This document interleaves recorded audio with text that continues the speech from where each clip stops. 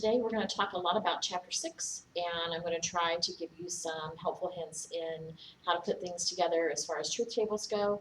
And we're going to talk a little bit about two variables and how to get validity out of that. And so first of all, I'm going to do our little review for Chapter 6. Part of my back. Chapter 6 is all about deductive argument. Every time we see one of these arguments, it's going to be a deductive argument. And so we remember from Chapter 3 that deductive arguments are such that they're trying to prove conclusively that their conclusion is true. And so if our premises are true, our conclusion has to be true. And that's a big deal. When we get to figuring out validity, we have a special sentence that goes with that, and we'll get to that in just a minute. So when we look at deductive argument, okay, we have our little acronym CBS. Okay, it's a drugstore. C here, it means conclusive.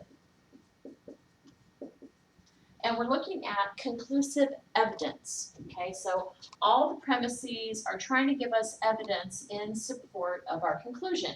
And so we want that support to be conclusive evidence. Now, when we get to the middle part here, we have either valid or invalid structure.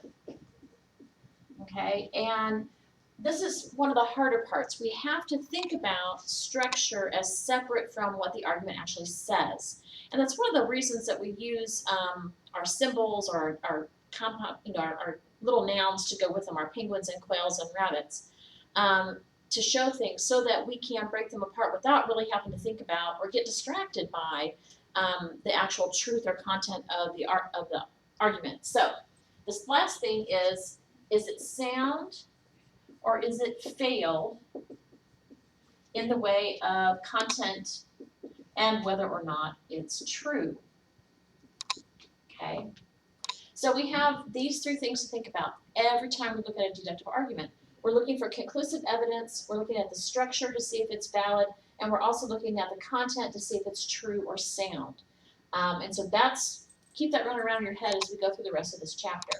Our big deal sentence is the idea that it's impossible for a valid argument to have a false conclusion, but all true premises. Okay, and so that's our crucial sentence here. And I'm going to write on the board a lot, more than usual. It's impossible for a valid argument to have a false conclusion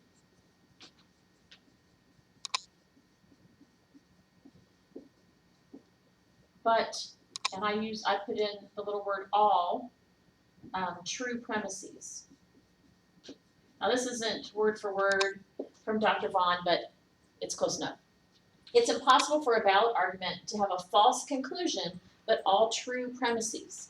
Now here in the beginning, we only see one or two, sometimes three premises. Complex arguments, of course, can have dozens of premises. And so you don't want to get caught up on a number here.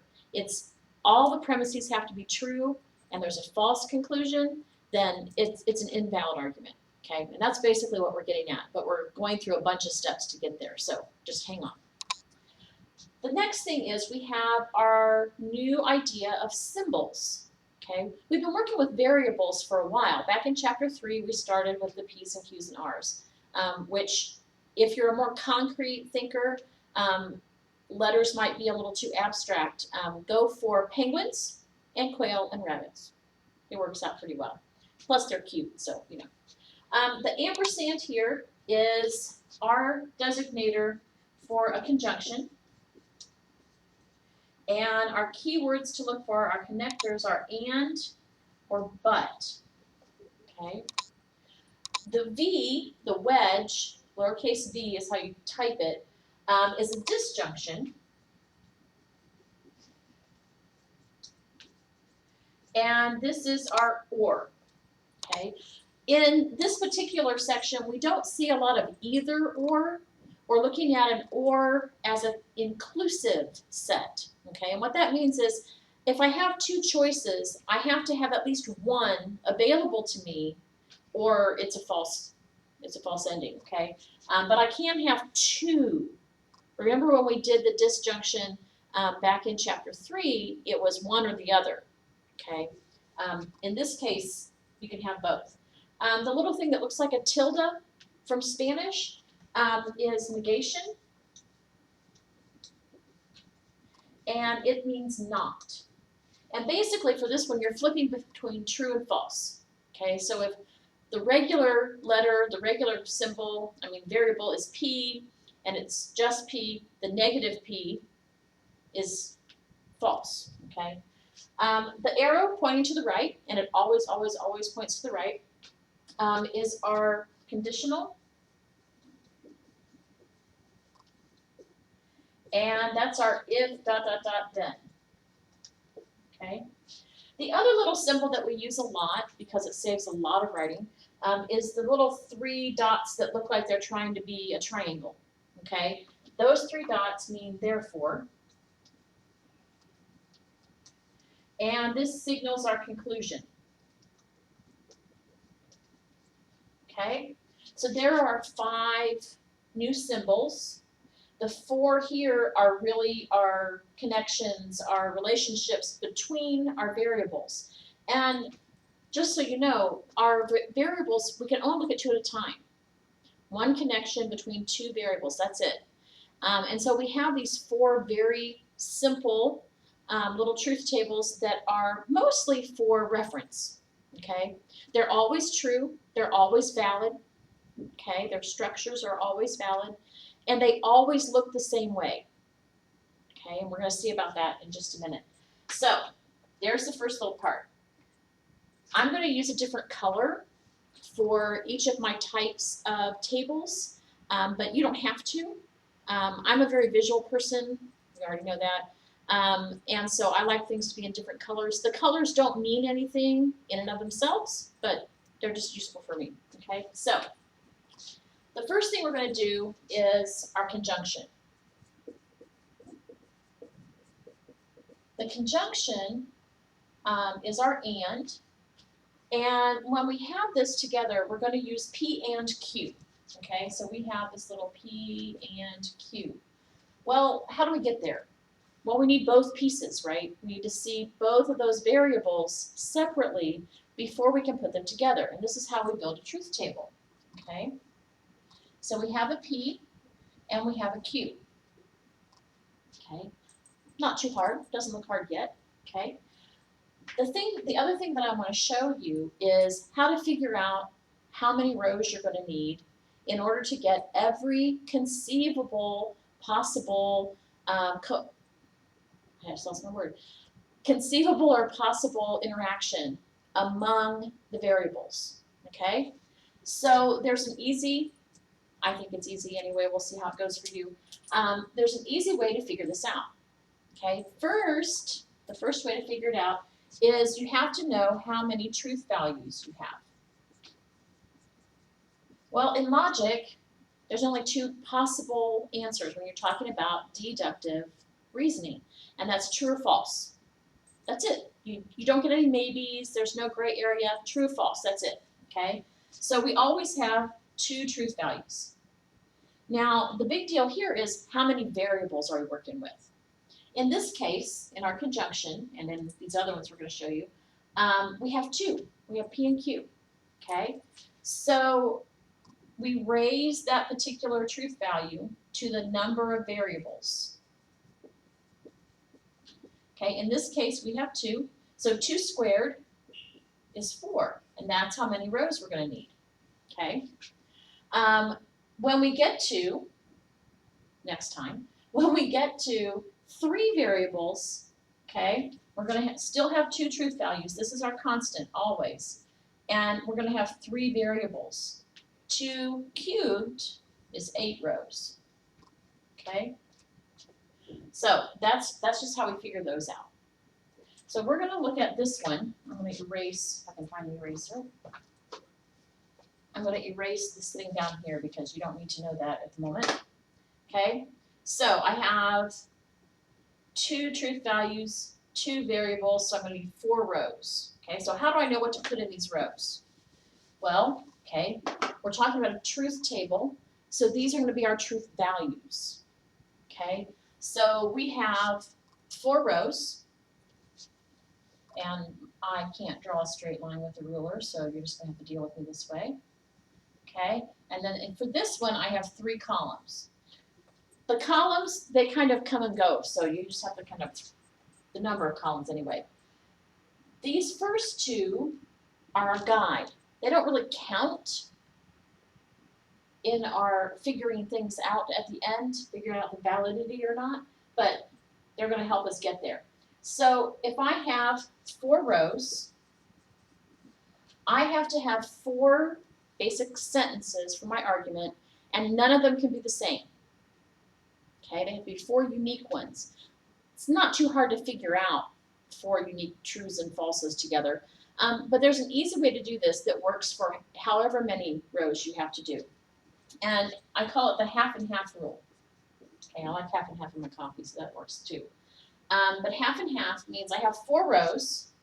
My first variable is going to be half of 4, which is 2.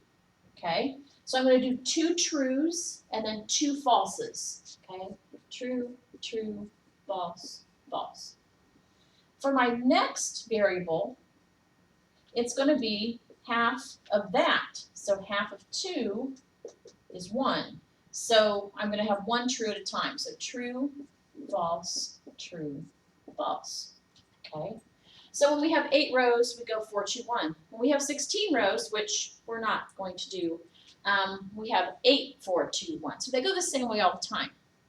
That's something you're going to hear me say a lot, right? We talked about this last time. You're going to hear me say, we do this the same way every time. It's always, always, always the same. Okay. So our 4 rows are half and half. Okay, I'm going to erase this. So we've got other things to put on the board. When I have P and Q, and I'm talking about the and, okay, this is an inclusive and as well. So if I say I have penguins and quails, quail, I don't think you put an S on quails. I have penguins and quail. If I only have quail, I'm false. If I only have penguins, I'm false.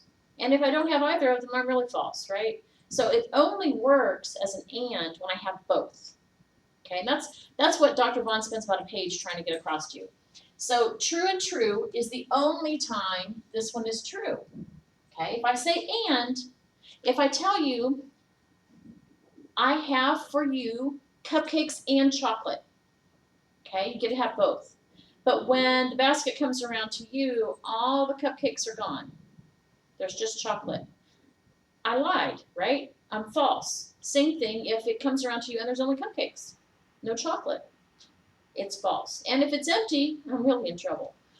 So true and false is false. False and true is false. False and false is false. Okay? Now, there's a good thing about each of these little tables. Each of them has basically an odd man out. Okay? In this case, all of my answers are false except for this one. So when I have a longer string of things to figure out, I'm going to have one that I'm going to look for all the time. 2 truths together. Remember, we only ever look at 2 variables at a time. Okay? So that's how that's going to work. We're going to do our next one, which is a disjunction. Okay, our disjunction is our or, little wedge guy. Okay, and again, we do P and Q, and then we do P or Q. Okay, so those are our pieces. Sorry, I like sound effects. And we're going to set it up exactly the same. Okay, always, always, always the same. If I have 4 lines, they look the same. So my true, true, false, false, true, true, false, false, and then true, false, true, false. Have to work hard to make them line up. Excuse me. So if I tell you, you can only have either cupcakes or chocolate, okay, and you're sitting in the first seat here, you get to pick from both, right? So that's good. I'm telling you the truth. Okay. It gets about halfway around, and most everybody has picked chocolate, so it's gone. But you still get a cupcake. I told you could have one or the other. So even if you're not all that happy, I didn't lie. Okay, so that one's true. Or maybe we started out and everybody wants cupcake because they're cute, they're wonderful, whatever. Okay, so it gives you, and there aren't any cupcakes left, but you can still have chocolate. Okay, so I didn't lie to you there either. But if you're sitting in the last row and people have been, shall we say, taking your part, it gets to you and there's nothing. Then I didn't give you a choice. Okay? So for the ors, as long as you have one, at least one, it's true. So the only time it's false is when both of your variables are false. Okay? So there's its odd man out. Everybody else is true, but two falses are false. Okay, so we want to look for those all the time. And I gotta move my camera a little bit so you can see the rest of this, huh? Let's see. Sorry, you get to see my face up close. I'm gonna give you a little bit more of the board. Let's see. Okay, so that's about as far as we can go. Okay, the third one, negation, is really easy. It's opposite day. Okay, so opposite day. I have P and I have not P. How many variables do I have here? Just one, right? I have one variable. So all you have to have, and I made that thing go on the wrong side. Sorry, I'm learning how to use this new one, so. There we go. Okay, so we have P and not P. It's opposite day, so true, false. That's the only thing it can be. Remember our little two truth values, one variable equals two. Okay, silly math thing. So in not P, if P is true, not P is false. If P is false, not P is true. And that's the end of that one. Okay, not too hard, right? Opposite day. Now, when we get a little bit further on in chapter 6, we're going to talk about double negatives and things like that. But for right now, one negative is plenty. Okay. Last one is our conditional. Okay. This is our directional arrow.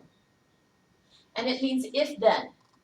Okay. So again, we have our one little guy. So we have P, Q. If P, then Q. Okay. So again, we set it up the same way. We have two variables, so we have 4 lines. True, true, false, false. If you do that, make sure you take off this little tail there so you're not confused later. True, false, true, false. Okay? Looks the same as those guys. Now, for this one, we have to remember that our if-then is kind of a hold itself together, right? It's all one idea, okay? Just like our or, our and, the if-then is one idea. It looks big, but it's not really, okay? So if I have penguins, then I have quail, okay? I have penguins, then I have quail. Yay, we're true, okay? I'm gonna draw my little line here again, okay? If I have penguins, then I have quail. I have penguins, but I don't have quail. That can't be right. So that's false. Now this next one, we'll see how it goes. I don't have penguins, but I have quail. That's actually okay because our if isn't definite. Okay? Our if clause is not guaranteed to be true. And the best explanation, the best example of that I've seen recently came from one of my students in another class who said, okay, it's like this.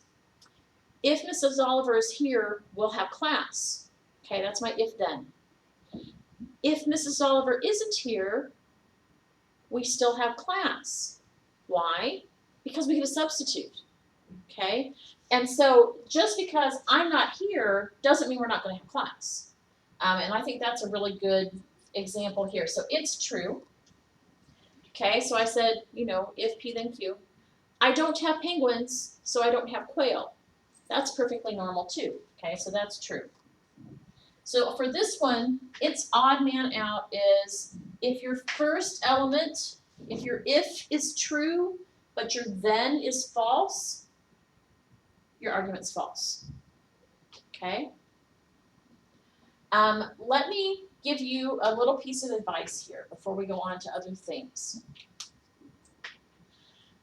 These four things are always true, always valid all the time.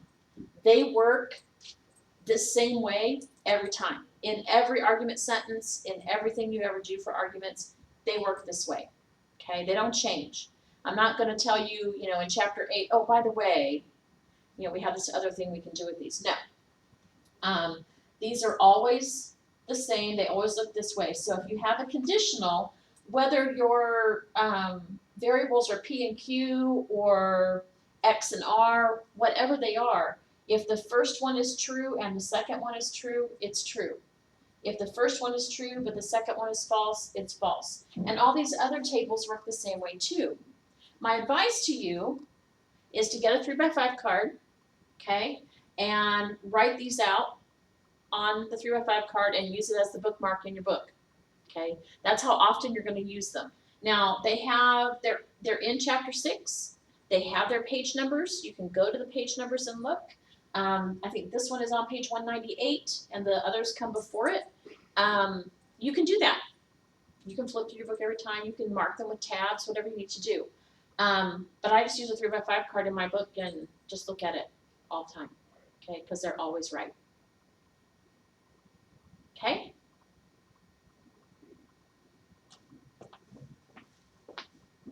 I think we're going to put the rest on another one.